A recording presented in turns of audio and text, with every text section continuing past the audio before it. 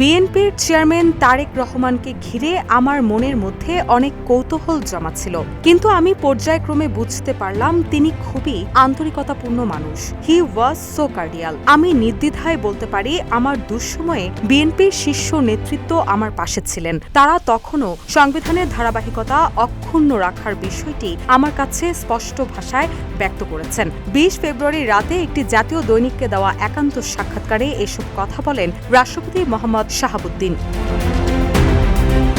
রাষ্ট্রপতি বলেন, মূলত গণ অভ্যুত্থানের কিছু নেতার চাপে আমাকে অপসারণের উদ্যোগ নেওয়া হয়। এ বিষয়ে অন্তর্বর্তী সরকার এবং রাজনৈতিক দলগুলো নিজেদের মধ্যে দীর্ঘ আলাপ আলোচনা করে একটি সিদ্ধান্তে আসে। কিন্তু বিএনপি থেকে উচ্চ পদে আসীন নেতা আমাকে আশ্বস্ত করে বলেছিলেন যে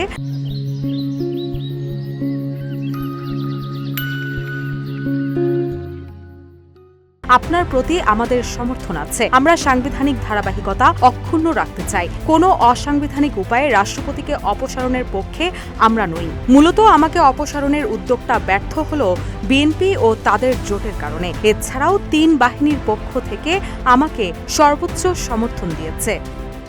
রুশা সুর, নিউজ ডেস্ক, ইত্তেফাক।